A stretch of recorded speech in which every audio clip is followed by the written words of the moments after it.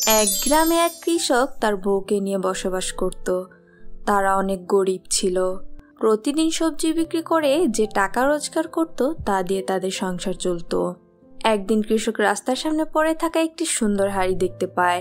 দেখে কৃষক বলতে থাকে, আরে, এত সুন্দর একটা হাড়ি এখানে পড়ে আছে, বোধহয় কারো কাছ থেকে পড়ে গেছে। যাই, আমি এটা নিয়ে বাড়ি যাই। এই বলে কৃষক হাড়িটি হাতে নেয় এবং তার সাথে নিয়ে যায়। হাঁটতে হাঁটতে রাত হয়ে গেল। কৃষকের তখন বেশ ক্ষুধা পেয়েছে। এমন সময় সে দেখতে পায় গাছের নিচে কিছু ফল পড়ে আছে। কয়েকটি ফল তুলে কৃষক হাড়িটির মধ্যে রাখে। সাথে সাথে হাড়িটি ফল দ্বারা পরিপূর্ণ হয়ে যায়। এসব দেখে কৃষক অনেক অবাক হয়ে যায় এবং বলতে থাকে, আরে, এটা আমি কি দেখছি?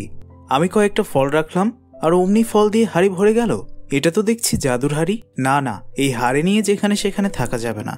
এইসব ভাবতে ভাবতে কৃষক এক জেলের বাড়িতে যায় এবং সেখানে গিয়ে বলে, আপনি কি আমাকে এই রাতটুকু আপনার বাড়িতে থাকতে দেবেন?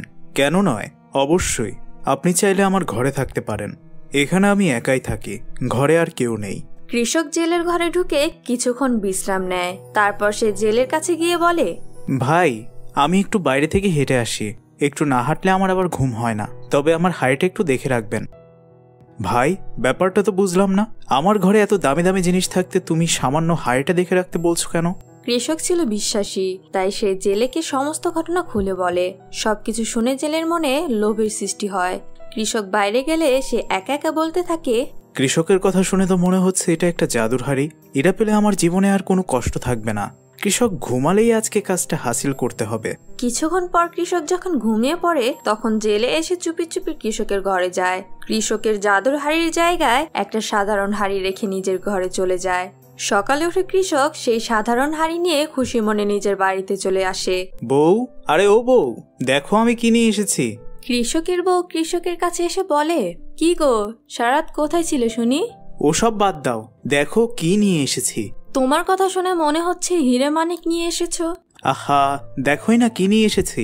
এই যে দেখো, একটা জাদুর হাড়ি। পাগলের মতো কি সব বলছো? জাদুর হাড়ি আবার কি? বেশি কথা না বলে ঘরে কিছু থাকলে নিয়ে এসো, তারপর দেখাচ্ছি।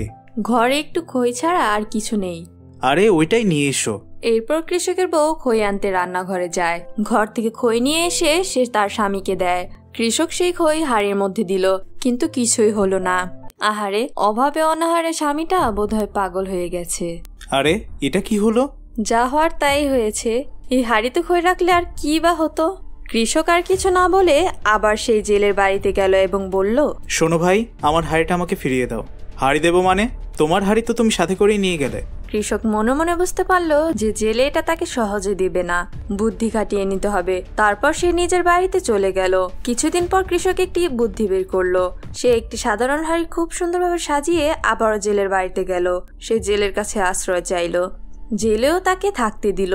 সেই দিনের মতো কৃষক জেলের কাছে গিয়ে বলল, ভাই, আমি একটু ঘুরে আসি, আর দয়া করে আমার হাড়িটা একটু দেখো। আগেরটা থেকে তো শুধু খাবার বের হতো, আর এটা থেকে মণিমুক্তাও বের হয়। আরে বলো কি ভাই, তোমার তো দেখি ভাগ্য খুলে গেছে। হ্যাঁ ভাই। এই বলে কৃষক বাইরে চলে গেল।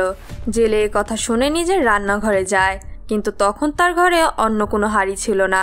জেলে কৃষকের সেই জাদুর হাড়িটি হাতে নিয়ে বলল, এই হাড়িতে তো শুধুমাত্র খাবারই হয়, এটা দিয়ে আমি কি বা করব?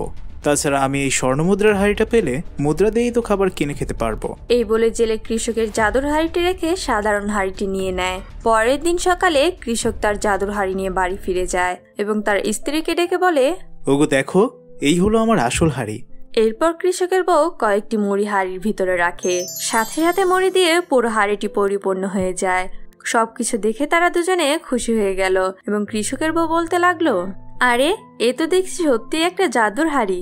হ্যাঁ গো গিন্নি, তোমাকে তো আগেই বলেছিলাম এটা একটা জাদুর হাড়ি। কিছুদিন পর কৃষক একটি ফলের দোকান দিল। ফল বিক্রি করে সে অনেক টাকা রোজগার করতে লাগলো এবং তারা সুখে শান্তিতে বসবাস করতে থাকে। তো বন্ধুরা, দেখলে তো কৃষক কিভাবে বুদ্ধি খাটিয়ে তার জাদুর হাড়িটি ফিরে পেল। আর হ্যাঁ, জেলের অতিরিক্ত লোভের কারণে সে জাদুর হাড়িটি হারিয়েছে। তাই আমরাও কখনো লোভ করব না। ভিডিওটি ভালো লেগে থাকলে একটি লাইক দিয়ে আমাদের চ্যানেলটি সাবস্ক্রাইব করবে।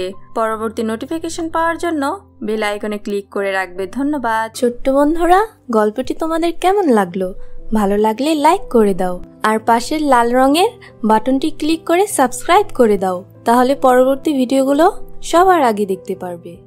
ছোট্ট বন্ধুরা, আমার এই ভিডিওগুলো দেখেছো তোমরা? না দেখলে এখনই দেখে ফেলো, আর চ্যানেলটাও এখান থেকে সাবস্ক্রাইব করে নাও।